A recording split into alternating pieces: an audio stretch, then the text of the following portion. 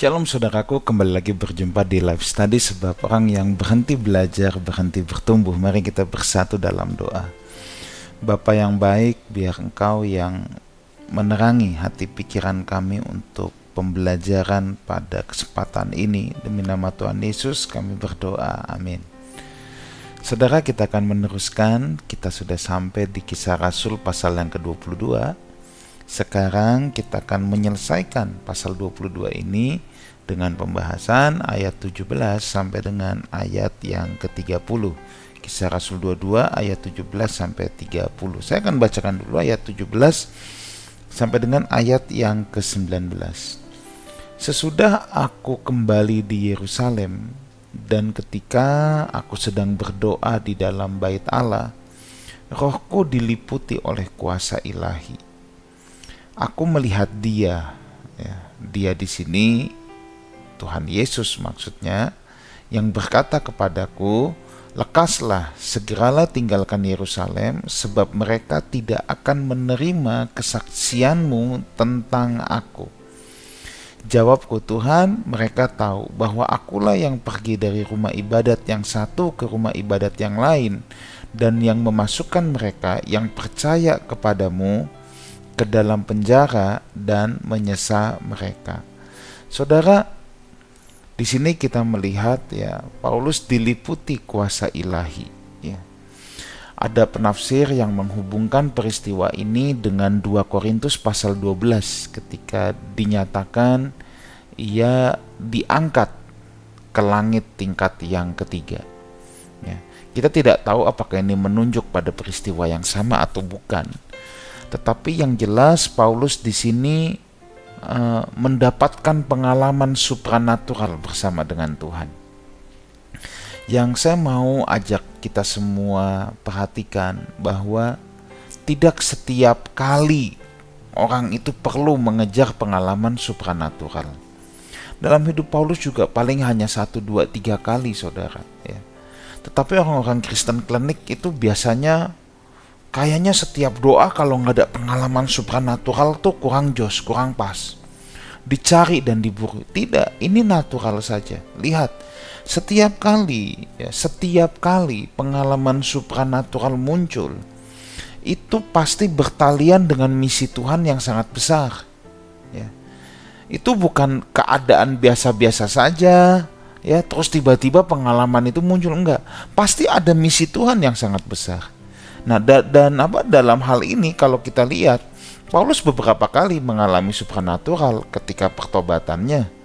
Kali ini juga sangat penting. Kenapa?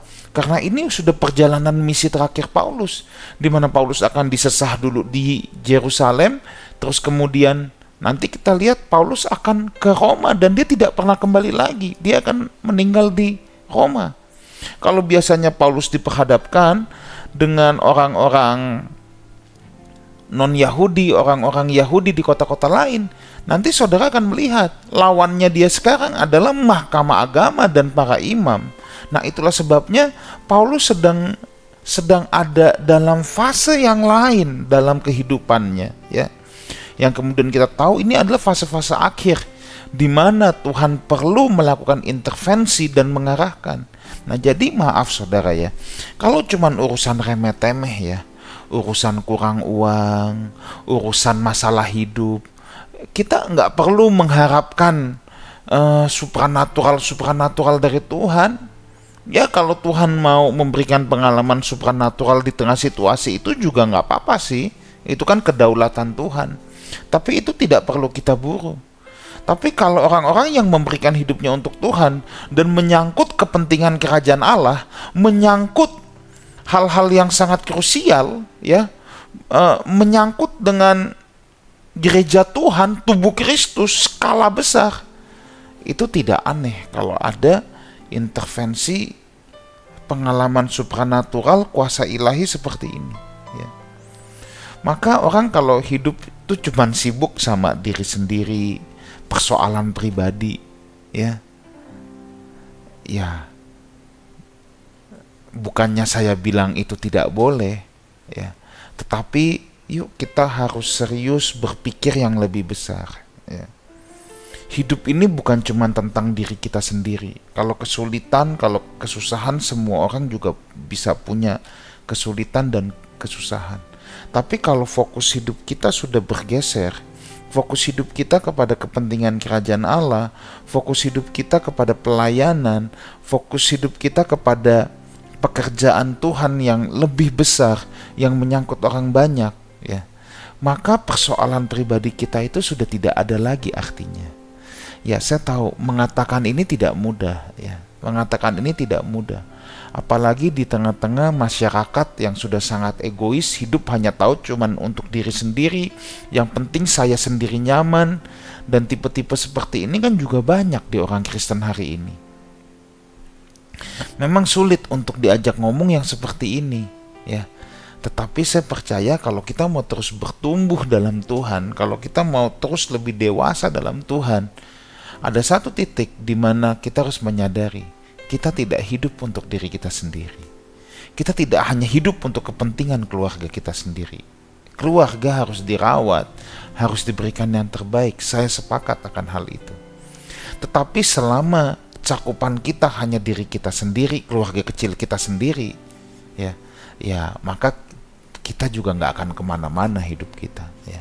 Sekarang kita sudah saatnya untuk berpikir, ya, tentang kerajaan Allah, berpikir pada skop yang lebih besar. Apa sumbangsi saya?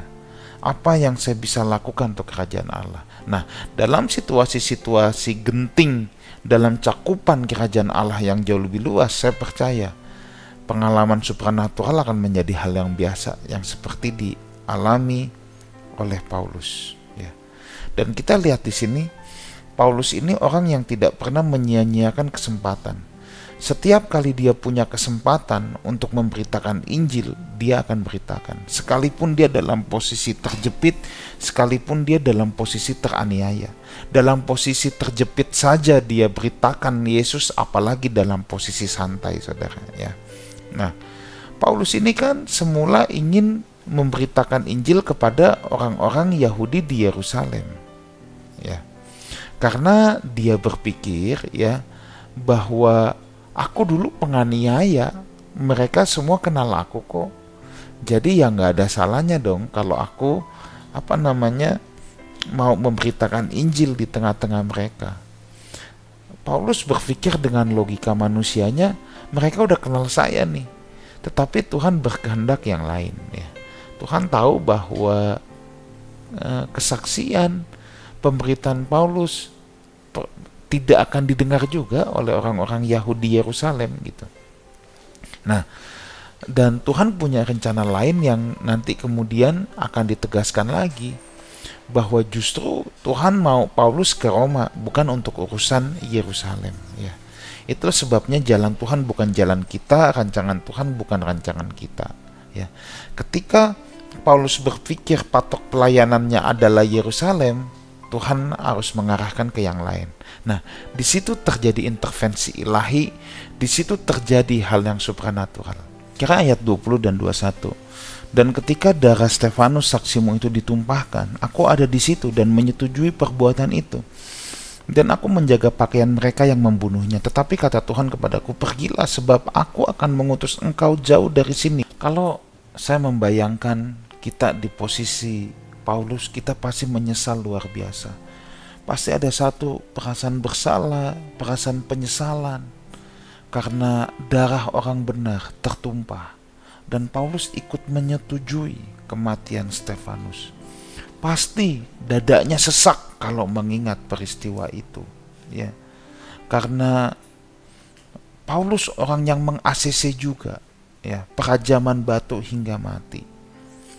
Tetapi Tuhan telah berkata kepada Paulus, ya, bahwa Paulus akan diutus untuk bangsa-bangsa lain, ya. Nah, di sini ayat 22 kita bisa belajar 3 hal, saudara, ya. Ketika Tuhan berkata, sebab aku akan mengutus engkau jauh dari sini kepada bangsa-bangsa lain. Nah, yang pertama, Tuhan memakai hamba-hambanya dalam patok pelayanan masing-masing atau berbeda-beda lahan. Nah, di sini yang kita perlu belajar, Bapak Ibu Saudara, ya. Di sini yang kita perlu belajar. Tuhan memakai orang tuh beda-beda memang. Ada orang yang dipanggil untuk pelayanan di perkotaan. Ada orang yang dipakai untuk di pelayanan pedalaman di desa-desa. Ada orang yang dipanggil untuk melayani kaum muda. Ada orang yang dipanggil untuk melayani lansia, sekolah minggu, dan lain sebagainya. Ada orang yang Tuhan pakai untuk melayani para pecandu narkoba. Ada orang yang bebannya fokus on family, keluarga. Ada yang dalam pengajaran. Jadi pengajaran pun nanti variasinya banyak lagi. Disinilah kita belajar bahwa Tuhan itu memang punya patok pelayanan kepada masing-masing hambanya. Nah, dan di sini kalau semuanya dapat bekerja sama, ya, itulah tubuh Kristus yang kokoh, itulah tubuh Kristus yang kuat, solid, dan indah. Nah, persoalannya adalah ketika patok pelayanan berbeda, terus yang satu mulai menyerang yang lain, yang satu mulai menghakimi yang lain, ini yang tidak bisa. Nah, semuanya ini harus ada dalam rajutan, ya. Nah, dalam hal ini kita sangat menyadari, saudara. Contoh, saya tahu saya bukan orang yang jago, ya, untuk mengajar dalam keluarga, dalam parenting, ya. Keluarga, ya, tentu saya bisa, ya. Tetapi apakah saya expert di sana? Tidak, ya. Nah, itu sebabnya kita selalu membutuhkan tubuh Kristus yang lain, ya. Kita membutuhkan tubuh Kristus yang lain. Nah, orang yang jago dalam parenting, dalam masalah keluarga, belum tentu juga bisa melayani seperti saya melayani atau mengajar seperti saya mengajar. Sebab ya itu memang patok pelayanan kita berbeda. Itu sebabnya kita perlu hamba-hamba Tuhan yang lain. Kita perlu bekerja sama antar tubuh Kristus. Nah, hal yang kedua kita lihat di sini, integritas seorang hamba Tuhan itu harus kuat dalam memenuhi panggilan Tuhan.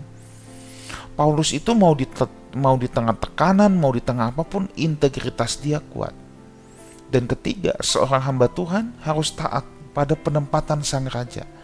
Kalau Tuhan yang mengutus pelayanan A, B, C, atau apa gitu, ya harus taat, saudara. Kita cuma hamba. Kita hanya menuruti saja apa yang sang raja mau. Nah, ya, jadi kita sudah belajar akan hal itu. Jadi atas tuduhan Paulus bahwa Paulus menghasut orang untuk menentang hukum Musa adalah tidak tepat. Di sini kan tuduhan Paulus ditangkap dan mau dianiaya karena dianggap dia menentang hukum Musa. Tapi dalam pembelaan Paulus ini, Paulus bilang, enggak, saya sedang menuruti perintah Tuhan. Nah, itu pokoknya. Nah, makanya ayat 22-23, rakyat yang mendengarkan Paulus sampai kepada perkataan itu makin gak tahan, saudara, ya. Mereka mulai berteriak, nyahkan orang ini dari muka bumi, ia tidak layak hidup. Nah, dia marah. Karena ini kalau bahasa sekarang, Paulus dianggap penista agama Yahudi. Penista agama nih. Wah, tahu ya kalau di bangsa kita itu urusan penista agama itu repot, saudara, ya. Makanya orang Kristen harus teduh, harus berlogika dengan benar.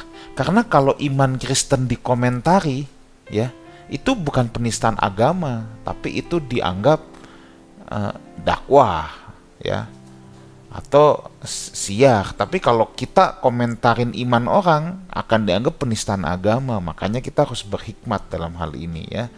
Kita nggak perlu mengomentari iman orang lain, ya, tetapi kita harus berjalan dalam integritas mengiring Tuhan. Nah,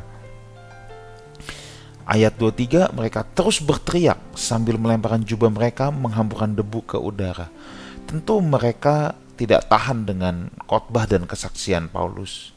Mereka menginterupsi Paulus dengan teriakan-teriakan untuk mengacaukan agar orang-orang banyak tidak lagi mendengarkan Paulus. Ya, biasa, orang yang kerasukan setan itu suka bikin rusuh, saudara, ya. Orang yang kerasukan setan itu suka bikin rusuh, ya. Ini kalau zaman dulu bayangkan, ya, ini kan masa berkumpul demo, ya mirip-mirip lah sama yang terjadi kadang-kadang di negeri Konoha ya saudara ya. Saya nggak bilang di mana, tapi di negeri Konoha ya.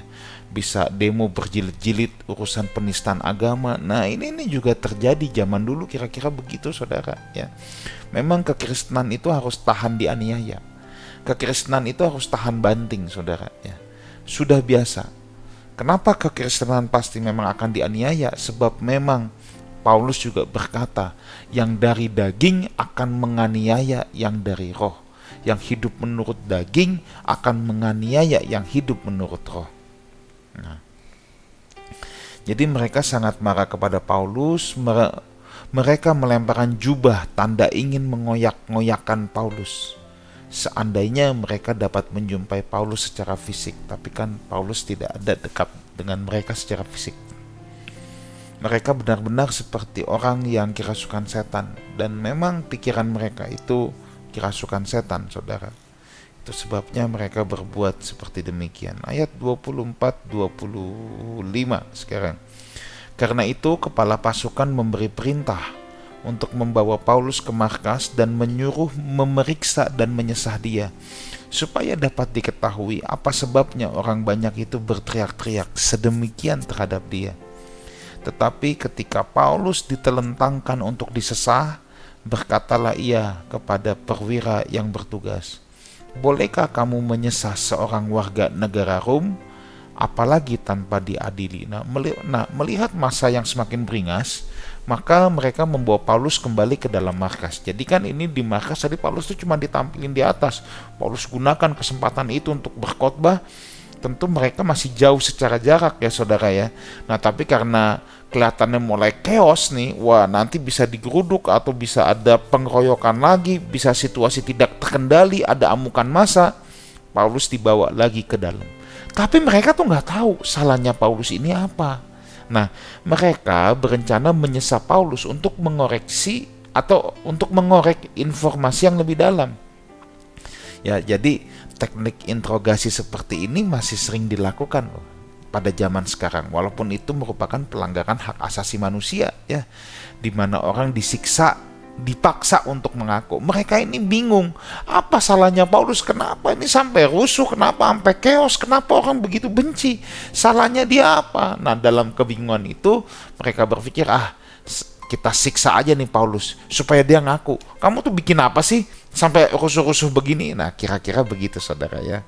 Nah Paulus kembali dipenuhi hikmat Tuhan. Ternyata memang Paulus memiliki kewarganegaraan Rom. Artinya dia orang Roma saudara ya. Rom di sini Roma ya. Nah orang Romawi itu memiliki suatu hukum yang disebut juga dengan Lex Sempronia, bahwa jika hakim menghukum atau menyalahkan seorang merdeka dari Roma secara indicta causa atau tanpa mendengarkan pembelaan darinya ya, atau tanpa mempertimbangkan hati-hati seluruh perkaranya, maka dialah yang bisa mendapatkan hukuman orang banyak. Jadi ketika orang Roma ya, setiap orang Roma punya hak istimewa untuk tidak diperlakukan dengan buruk kecuali jika ia terbukti bersalah. Nah sekarang mereka nggak tahu apa salahnya Paulus, terus mereka mau menyesah, mau pakai teknik interogasi yang melanggar hak asasi manusia. Itu nggak bisa saudara ya, itu tidak bisa dan itu sangat ditentang ya. Mereka kaget, itu tidak boleh diperlakukan kepada orang Roma. Nah Paulus tahu benar akan hal ini, maka Paulus langsung bilang, kamu mau nyiksa orang Roma tanpa kamu tahu apa salah saya. Sementara mereka kan bingung, salahnya orang ini apa. Nah mendengar hal itu, ayat 26-28, perwira itu melaporkan kepada kepala pasukan, ternyata orang ini orang Roma loh, apakah yang hendak engkau perbuat? Kita harus gimana nih? Orang itu Paulus, warga negara Roma. Maka datanglah kepala pasukan kepada Paulus dan berkata, katakanlah, benarkah engkau warga negara Rom? Jawab Paulus, benar, ya memang saya orang Roma. Lalu kata kepala pasukan itu, kewarganegaraan itu kubeli dengan harga yang mahal. Jawab Paulus, tapi aku punya hak itu karena kelahiranku. Nah, jadi singkat cerita, ya di markas itu heboh. Hampir aja mereka menyesah orang Roma tanpa diadili, tanpa diketahui perkaranya. Kalau itu terjadi, mereka yang gawat sendiri secara hukum Roma. Nah, kepala pasukan kaget. Paulus ternyata punya citizenship Roma, ya. Lalu dia suruh mundur semua orang yang ingin menyesahnya, karena mereka sendiri yang akan berhadapan dengan hukum kalau mereka melakukan itu.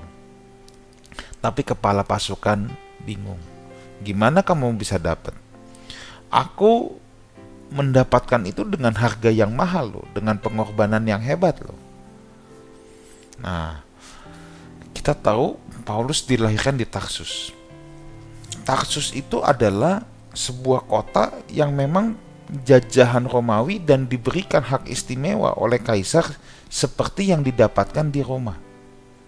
Nah, jadi ada dua macam penafsiran dari mana Paulus dapat kewarganegaraan Roma. Yang pertama karena dia adalah orang Tarsus. Orang yang lahir di Tarsus memang diberikan kewarganegaraan Roma atau citizenship of Rome. Itu penafsiran yang pertama.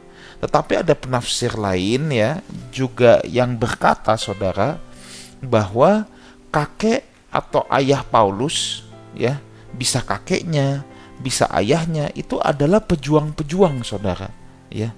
Pada saat ada perang antara kaisar dengan Antonius atau perang sipil Roma lainnya. Nah, sehingga keluarga besar Paulus ini dianggap berjasa dan kaum keturunannya diberikan hak istimewa sebagai warga Roma ya. Jadi dengan lain kata, ayah atau kakeknya Paulus ini punya jasa lah terhadap kaisar saudara ya. Nah, ini penafsiran kita tidak tahu, tetapi yang jelas dari lahir Paulus sudah dapat ya. Entah karena dia orang Tarsus atau hak istimewa karena kakek dan ayahnya adalah seorang pejuang. Nah, itu memang tidak kita ketahui dengan detail. Tetapi yang jelas memang luar biasa sekali, rencana Tuhan gak pernah gagal. Karena Paulus warga negara Roma, Paulus juga yang kemudian diutus Tuhan ke Roma nantinya ya, dan dia mati di Roma. Ayat yang terakhir 29 dan 30, maka mereka yang harus menyesal dia segera mundur. Dan kepala pasukan itu juga takut setelah ia tahu bahwa Paulus yang ia suruh ikat itu adalah orang Roma. Ini bisa bahaya saudara, jangankan nyesah, Anda mengikat orang Roma tanpa alasan aja itu bahaya. Wah, mereka takut saudara ya. Nah, namun kepala pasukan itu ingin tahu dengan teliti apa yang dituduhkan orang-orang Yahudi kepada Paulus. Iya dong, kan bingung saudara ya. Kalau di posisi kepala pasukan, dia yang bertanggung jawab atas keamanan, rakyat lagi chaos, tapi dia kagak ngerti salahnya Paulus apa. Kenapa orang yang satu ini begitu dibenci gitu loh. Bingung dia, dan dia mau cari tahu akan hal itu. Karena itu pada keesokan harinya ia menyuruh mengambil Paulus dari penjara dan memerintahkan supaya imam-imam kepala dan seluruh mahkamah agama berkumpul. Lalu ia membawa Paulus dari markas, menghadapkannya kepada imam-imam kepala dan seluruh anggota mahkamah agama. Nah, hal ini perlu dilakukan. Di satu sisi mereka tidak bisa menganiaya Paulus, tidak boleh menyesap Paulus suruh paksa ngaku. Di satu sisi, kepala pasukan ini kan bertanggung jawab atas keamanan. Kalau di kota di mana dia bertanggung jawab atau di Yerusalem pada saat itu, setiap hari kacau rusuh terus, ini nggak baik. Ini bisa bahaya. Bahaya untuk posisi dia juga. Dia kan juga mau ngamanin posisinya, bahwa dia dianggap tidak bisa menjaga keamanan. Tapi kalau dia main hukum, ini orang Roma. Nah, jadi kepala pasukan ini maju kena, mundur kena. Kalau mau gampang kan dihajar aja, ngapain? Karena satu orang ini pusing. Masalahnya satu orang ini orang Roma, saudara. Nah, jadi dia punya ide. Ya udah deh, kita ini kembalikan ke mahkamah agama, suruh periksa kenapa sih orang ini gitu loh. Nah, jadi itulah mahkamah agama ditanyakan dan imam-imam kenapa orang-orang tuh rusuh karena Paulus. Kenapa sih Paulus sangat dibenci? Nah, tentu Paulus mendapatkan pengawalan ya, dari pasukan Roma supaya dia tidak dihakimi oleh massa. Ya. Kita belajar, jadilah berintegritas seperti Paulus, dan ditambah lagi, hidup bukan untuk kepentingan hanya diri kita sendiri dan keluarga kecil kita, tetapi kita harus hidup untuk kepentingan kerajaan Allah, untuk tubuh Kristus, untuk skop yang lebih luas lagi. Semua memang dimulai dari rumah. Kalau rumah saja tidak bisa kita urus rumahmu dulu. Urus keluarga kecil kita dulu. Tetapi setelah itu, kita jangan hanya di situ. Layani orang lain, layani tubuh Kristus. Selamat berjuang dalam pelayanan. Tuhan Yesus memberkati. Amin. Kita berdoa. Terima kasih untuk kasih setia Tuhan. Kiranya Tuhan yang mencerahkan lebih lanjut kepada kami semua. Dalam nama Tuhan Yesus kami berdoa. Amin. Sampai jumpa di live study yang akan datang, sebab orang yang berhenti belajar berhenti bertumbuh. Amin.